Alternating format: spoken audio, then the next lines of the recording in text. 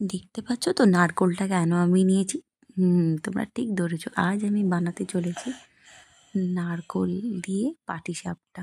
তো নারকোলের পুরের জন্য আমি নারকোলটাকে ভেঙে নিলাম।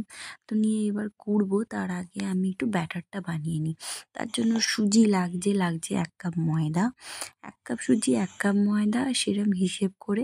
আচ্ছা, আমার কাছে এই দুধ দই ছিল, তোমরা যে কোনো দুধ ইউজ করতে পারো। দুধটা গরম করে ঠান্ডা করে তবেই দেবে। তবেই মিক্সড হবে, নাহলে কিন্তু ঢিলে হয়ে যাবে। তো ওই রকমভাবে করতে যাবে না। যদি তোমরা করো, ঠান্ডা করবে, দুধটাকে ফুটিয়ে ঠান্ডা করবে এবং সেই দুধটাই ঢালবে। তো এবার হয়ে গেল ব্যাটার। তো ব্যাটারটা আমি ঢেকে যতক্ষণ ১৫-২০ মিনিট মিনিমাম রাখবো, ততক্ষণ আমি নারকোলটা ছিলে নেবো। তো নারকোলটা যতক্ষণ ছিলছি ততক্ষণ ওটা আমি ব্যাটারটা ভিজাতে দিচ্ছি এবং ওটা আরও ফুলবে। যতটা রাখতে পারবে তত ভালো তোমাদের জন্য। তো এখানে আমি নারকোল কুড়ে ফেলেছি, দেখতেই পাচ্ছ। এবার আমি কড়া গরম করলাম। তো কড়া গরম করার পর এবার আমি নারকোলটা দেখো, এবার দেখো কতটা ফুলে গেছে। তো এবার আসি, নারকোলের মধ্যে আমি একটু গুড় দিয়ে দেবো। এখানে তোমরা পাটালি ইউজ করতে পারো, আমার বাড়িতে লুজ গুড় ছিল তো আমি সেটাই দিয়েছি। এটা আখের গুঁড়ো দেওয়া যায়। তো এটা অরিজিনাল আখের গুড়, আমি এটাই দিচ্ছি। তো এটা ভালো করে আমি মেখে নেবো, পুরো নারকোলের গায়ে মেখে নেবো। নাহলে শুধু যদি কড়ায় আমি দিই নারকোলটা, তো নারকোলটা পুড়ে যাওয়ার সম্ভাবনা থাকে।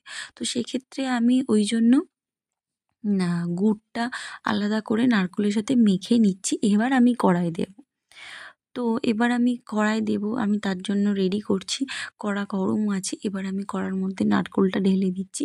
আর আমি ভালো করে এটাকে পাক দিতে থাকবো। যত পাক দেবো তত ওর কালার চেঞ্জ হবে। দেখতেই পারছো কত সুন্দর কালার এসেছে।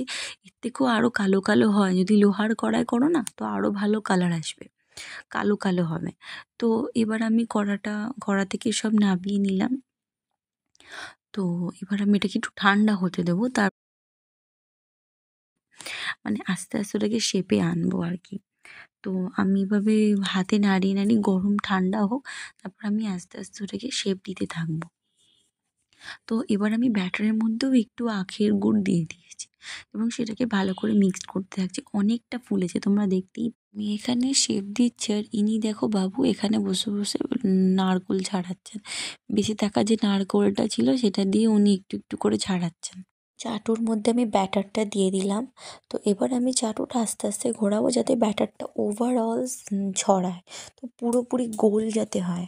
তো এরকমভাবে আমি সার্কেলটা করলাম, মানে জাস্ট রুটির মতন হলো সার্কেল একটা।